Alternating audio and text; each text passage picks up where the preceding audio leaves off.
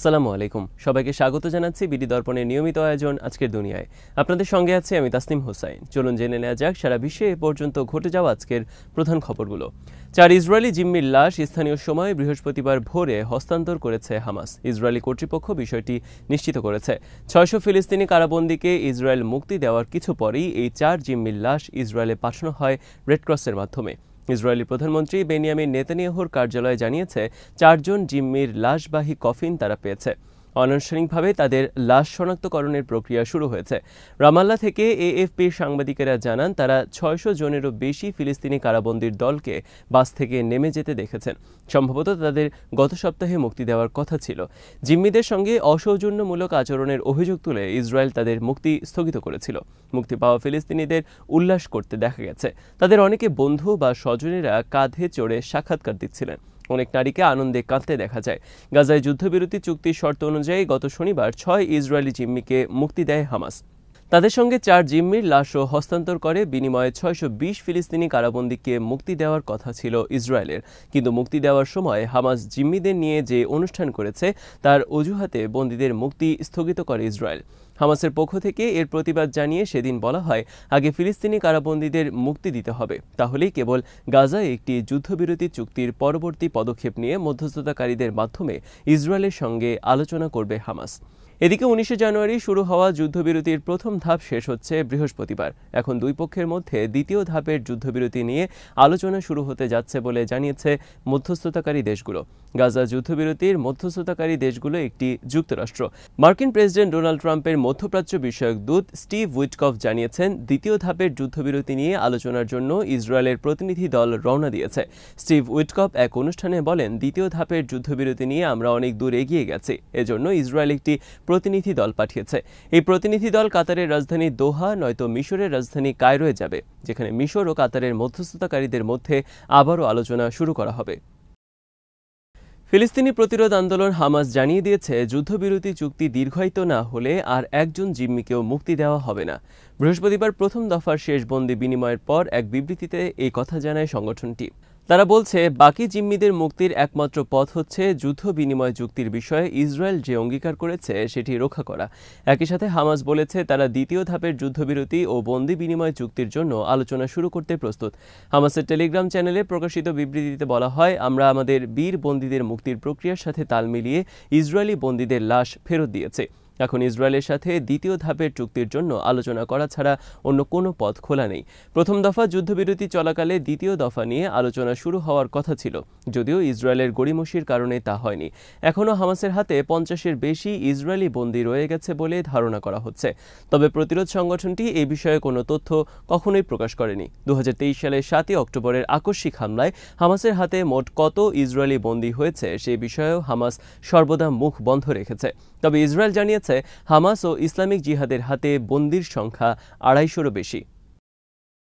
গাজার ভবিষ্যৎ চিত্র কেমন হবে তা নিয়ে একটি ভিডিও প্রকাশ করেছেন যুক্তরাষ্ট্রের প্রেসিডেন্ট ট্রাম্প। ভিডিওটি কৃত্রিম বুদ্ধিমত্তা বা এআই দিয়ে তৈরি। যুদ্ধবিধ্বস্ত গাজাকে ট্রাম্প কিভাবে বদলে দিতে চান তার একটি দৃষ্টিভঙ্গি তুলে ধরা হয়েছে ভিডিওটিতে। তবে হামাস ট্রাম্পের এই ভিডিওর কড়া সমালোচনা করেছে। এনডিটিভির খবরে বলা হয়েছে, ট্রাম্প তার নিজের সামাজিক যোগাযোগ মাধ্যম ট্রুথ সোশ্যাল ও ফেসবুকে এই ভিডিও শেয়ার করেছেন। এআই দিয়ে তৈরি করা ভিডিওতে গাজার বিষয়ে তার দৃষ্টিভঙ্গি তুলে ধরা হয়েছে। ভিডিওতে গাজাকে ইউরোপের রিভেরার মতো এক বিলাসবহুল পর্যটন কেন্দ্রে রূপান্তরিত করার কল্পনা তুলে ধরা হয়েছে। ভিডিওতে ট্রাম্পের একটি স্বর্ণের মূর্তি দেখা যায়। এছাড়া মার্কিন ধনকুবের ইলন মাস্ককে মধ্যপ্রাচ্যে পরিচিত এক বিশেষ ধরনের রুটি খেতেও দেখা যায়। ভিডিওতে আরও দেখানো হয়েছে ট্রাম্প এবং ইসরায়েলের প্রধানমন্ত্রী নেতানিয়াহু সমুদ্র সৈকতে বসে ককটেল পান করছেন। তাদের চারপাশে আকাশচুম্বী অট্টালিকা, বিলাসবহুল ইয়ট ও ঝলমলে শহরের দৃশ্য দেখানো হয়েছে। হামাসের রাজনৈতিক ব্যুরোর সদস্য ও মুখপাত্র বাসেম নাইম এই ভিডিওর প্রতিক্রিয়ায় বলেছেন, গাজা নিয়ে মার্কিন প্রেসিডেন্ট ট্রাম্প যে পরিকল্পনার কথা বলছেন তা ফিলিস্তিনিদের সংস্কৃতি ও স্বার্থের সঙ্গে সামঞ্জস্যপূর্ণ নয়।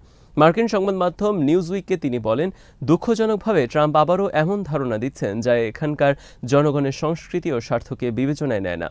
নাইম আরও বলেন, গাজার জনগণ এমন এক দিনের প্রত্যাশায় আছে যখন তারা একটি পুনর্গঠিত অর্থনৈতিকভাবে সমৃদ্ধ গাজা দেখবে, যেখানে তাদের সন্তানদের জন্য উজ্জ্বল ভবিষ্যৎ গড়ে উঠবে। কিন্তু একটি বড় কারাগারের ভেতরে থেকে এটি সম্ভব নয়। আমরা কারাগারের অবস্থা ভালো করার জন্য সংগ্রাম করছি না, বরং কারাগার ও কারারক্ষীর হাত থেকে মুক্তি পাওয়ার জন্য লড়াই করছি। ইরানের পারমাণবিক কর্মসূচি নিয়ে অভিন্ন অবস্থানে রয়েছে মস্কো ও তেহরান। রাশিয়ার পররাষ্ট্রমন্ত্রী সের্গেই ল্যাভরভ মঙ্গলবার ইরানের শীর্ষ কর্মকর্তাদের সঙ্গে আলোচনা শেষে এই অবস্থানের কথা জানান।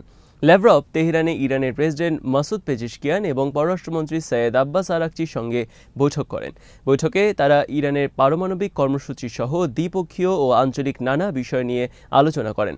পরে রাশিয়ার পররাষ্ট্র মন্ত্রণালয় এক বিবৃতিতে বলেছে, ইরানের পারমাণবিক কর্মসূচি সম্পর্কিত joint comprehensive plan of action ঘিরে যে পরিস্থিতি বিরাজ করেছে তা নিয়ে অভিন্ন অবস্থান গ্রহণ করা হয়েছে। তেহরানে পৌঁছানোর পর এর আগে ল্যাভরভ বলেছিলেন, ইরানের পারমাণবিক চুক্তিকে ঘিরে যেসব সমস্যা দেখা দিয়েছে তা এখনও কূটনৈতিক উপায়ে সমাধান করা যায়। জাতিসংঘের আন্তর্জাতিক আণবিক শক্তি সংস্থার প্রধান রাফেল গ্রোসি গত সপ্তাহে বলেছেন, জাতিসংঘের চাপ সত্ত্বেও ইরান উচ্চ হারে ইউরেনিয়াম সমৃদ্ধকরণ অব্যাহত রেখেছে। দেশটি যেই হারে ইউরেনিয়াম সমৃদ্ধ করছে তা বাণিজ্যিক প্রয়োজনের চেয়ে অনেক বেশি। তবে বার্তা সংস্থা রয়টার্সকে গ্রোসি বলেছিলেন, গত বছরের শেষের দিক থেকে ইউরেনিয়াম সমৃদ্ধকরণের গতি কিছুটা কমিয়ে এনেছে ইরান, কিন্তু এরপরও প্রতি মাসে প্রায় 7 কেজি ইউরেনিয়াম সমৃদ্ধ করেছে দেশটি। ইরান বারবার দাবি করেছে তাদের পারমাণবিক অস্ত্র তৈরির কোনো উদ্দেশ্য নেই, কিন্তু পারমাণবিক অস্ত্র তৈরির প্রয়োজন ছাড়া কোনো দেশ এত বেশি পরিমাণ ইউরেনিয়াম সমৃদ্ধ করে না। আগামী মাসে গ্রোসির তেহরান সফরে যাওয়ার কথা রয়েছে। চলতি বছরে এটাই তার প্রথম ইরান সফর। রাশিয়া ও ইরানের মধ্যে সম্পর্ক যে কোনো সময়ের চেয়ে সম্প্রতি গভীরতর হয়েছে। ইউক্রেন যুদ্ধে রাশিয়াকে সহায়তা দিচ্ছে ইরান। গত জানুয়ারি মাসে দুই দেশ এক কৌশলগত চুক্তি সই করেছে। যুক্তরাষ্ট্রকে শোষণ করার জন্য ইউরোপীয় ইউনিয়নের সৃষ্টি হয়েছে বলে মন্তব্য করেছেন ট্রাম্প। এমনকি ইইউ বিভিন্নভাবে যুক্তরাষ্ট্রের কাছ থেকে সুবিধা নিয়েছে বলেও জানান তিনি। এমন অবস্থায় ইউরোপীয় ইউনিয়নের উপর 25% ট্যারিফ খুব শিগগিরই আরোপের প্রতিশ্রুতি দিয়েছেন মার্কিন রিপাবলিকান এই প্রেসিডেন্ট। ট্রাম্প বলেন, যুক্তরাষ্ট্রকে শোষণ করার জন্য ইইউ গঠিত হয়েছিল। এটি ইইউ এর উদ্দেশ্য এবং তারা সেই কাজটি বেশ ভালোভাবে করেছে। কিন্তু এখন আমি যুক্তরাষ্ট্রের প্রেসিডেন্ট। জানুয়ারিতে প্রেসিডেন্ট হিসেবে দায়িত্ব নেওয়ার পর বুধবার প্রথম মন্ত্রিসভার বৈঠক করেন ট্রাম্প। এ সময় সাংবাদিকদের বলেন, ইউরোপীয় ইউনিয়ন সত্যি বিভিন্নভাবে আমাদের কাছ থেকে সুবিধা নিয়েছে। তারা আমাদের গাড়ি আমদানি করে না, তারা আমাদের খামারের পণ্যগুলো আমদানি করে না। কেন করে না তার পেছনে তারা বিভিন্ন ধরনের কারণ দেখায় এবং আমরা সেগুলোর সবকিছুই মেনে নেই এবং আমাদের ইউরোপীয় ইউনিয়নের সাথে প্রায় 300 বিলিয়ন মার্কিন ডলারের ঘাটতি রয়েছে।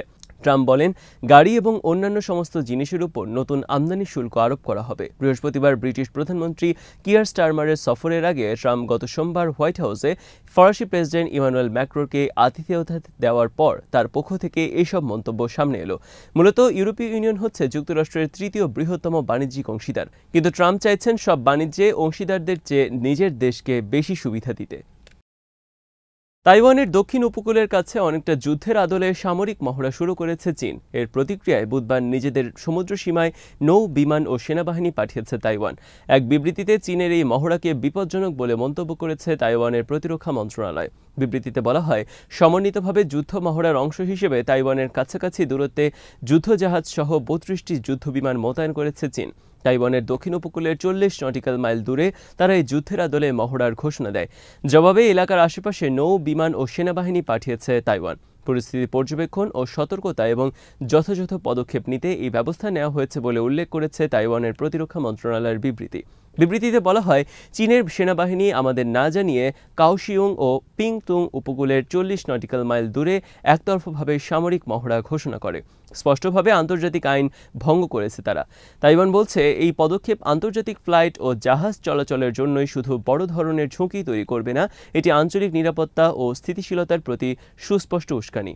কাওশিয়ং ও পিংতুং প্রশাসনিক উপকূলে তাইওয়ানের নৌ ও বিমান বাহিনীর ঘাঁটি রয়েছে। বিবৃতিতে তাইওয়ানের প্রতিরক্ষা মন্ত্রণালয় বলেছে, চীনের পদক্ষেপ তাদের বারবার বলে আসা শান্তিপূর্ণ সহাবস্থানের নীতির সম্পূর্ণ বিরোধী।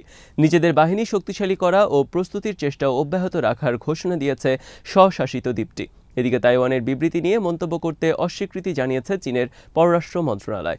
মন্ত্রণালয়ের মুখপাত্র লিন জিয়ান সাংবাদিকদের বলেছেন, এটা পররাষ্ট্র মন্ত্রণালয়ের বিষয় নয়। একই বিষয়ে জানতে চীনের প্রতিরক্ষা মন্ত্রণালয়ের সঙ্গে যোগাযোগ করেছিল বার্তা সংস্থা এএফপি, কিন্তু তারা তাৎক্ষণিক কোনো মন্তব্য করেনি। চীনের সামরিক মহড়া কতদিন চলবে তাও জানা যায়নি। আজ এখানেই শেষ করছি। সবাই ভালো থাকুন, সুস্থ থাকুন আর দেখতে থাকুন বিডি দর্পণ। চ্যানেলটি ভালো লাগলে সাবস্ক্রাইব করুন, সংযুক্ত থাকুন আমাদের ফেসবুক পেজে। আল্লাহ হাফেজ।